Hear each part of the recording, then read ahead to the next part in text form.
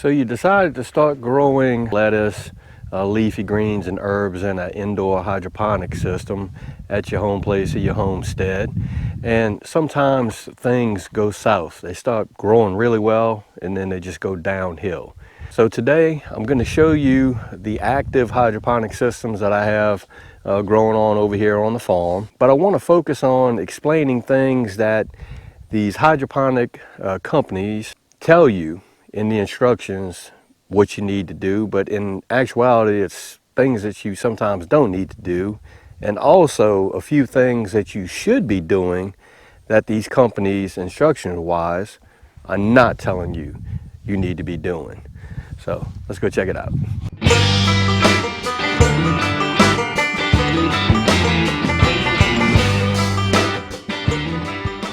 First system I have up and running out of Mini.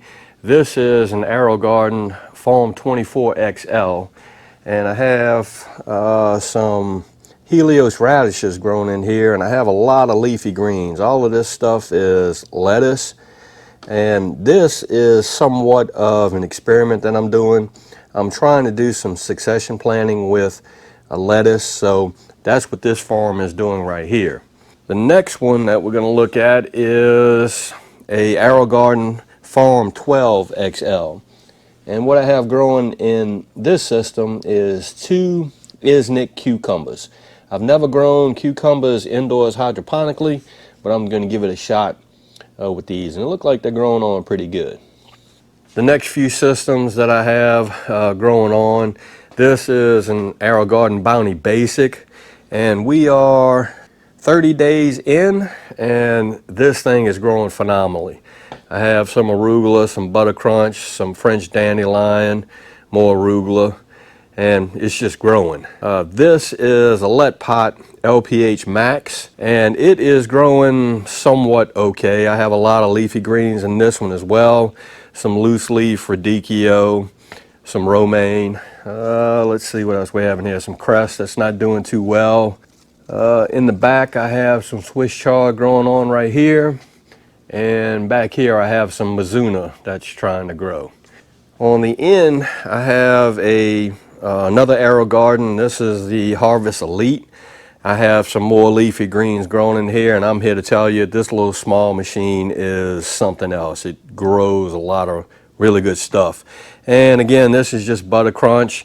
This is kale back here. This is more butter crunch, and let's see, that's butter crunch right here. I'm a big lettuce fan. And the last active system that I have growing, and I'm really testing this out and trying this out, this is an I Do Bloom, and it's an 8-pod, and I have some pak choi, well, some baby pak choi growing in this system, and as you can see, the germination rate's pretty good. I have some in these, but I haven't popped the caps yet. I like to wait till they start breaking these little covers on the baskets. Okay, before we jump off into today's video, if you are new to the channel, my name's Dan, and I'd like to welcome you to the Home and the Sticks and the Hits farm. But if you are returning just to see what I have going on over here, I thank you for coming back. Okay, I shut down the overhead lights just so I could show you things a little bit better. I think it's just better with these LED lights. I ain't gonna look directly into them, but anyways, I have watched hundreds of videos on different hydroponic systems such as AREN, I Do, Let Pot, and a few others. And in those videos I notice a lot of folks, or some folks, have problems with their systems instantly. They get it set up and then they start having problems. Maybe not problems, but questions. The first thing that I see a lot of, and I did it myself a few times, but I've been growing hydroponically in some form or fashion for the last maybe 15, 16 years. So I've learned a few tips and tricks by doing what I do, and also from other folks that have way more experience in hydroponics than I.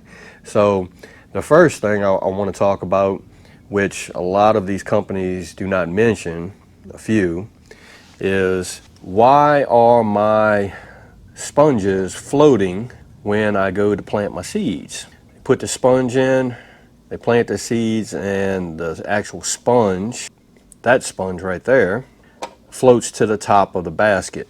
Soak your sponges for about a half hour. Once that sponge gets wet, it will eventually settle down into that basket and it won't be a problem.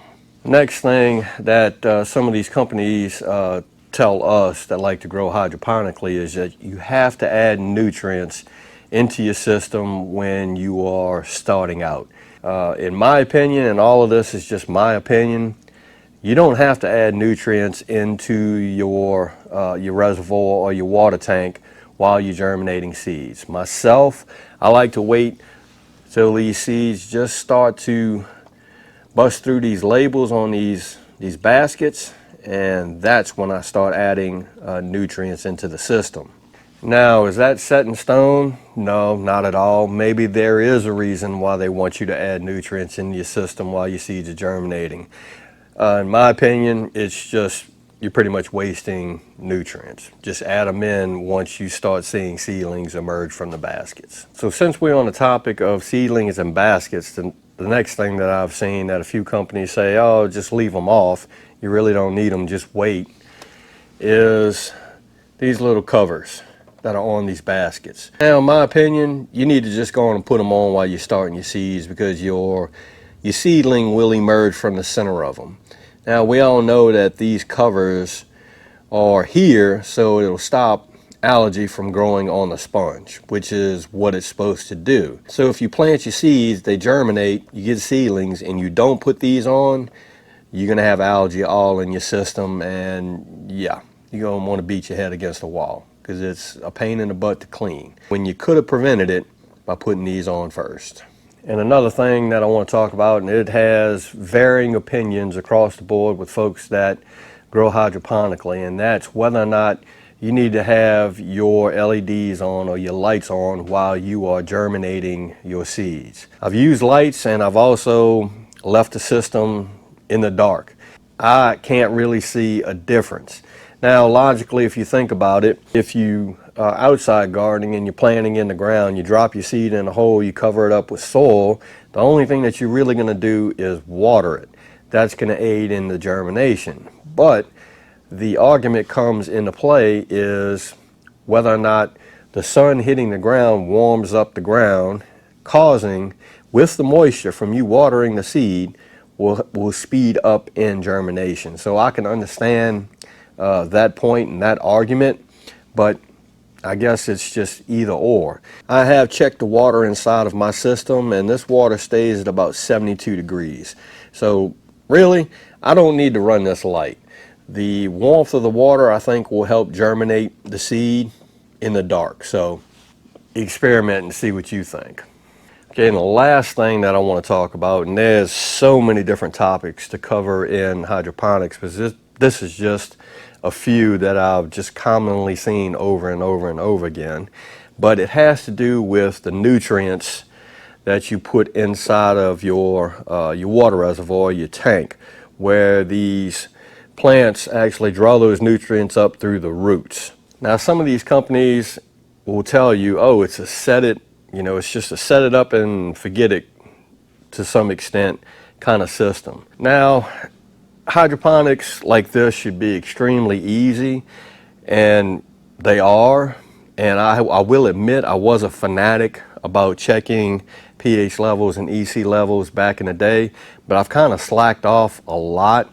I may check pH and EC once a week, but the thing to remember is if your pH is off and your EC is off, your plants are not going to grow the way that you want them to grow. If you check your EC, let's just say in this lead pot right here, and I know that the electrical conductivity of lettuce is 1.0 to 1.2. I dip my EC meter down into my reservoir, and guess what? It's 3.4.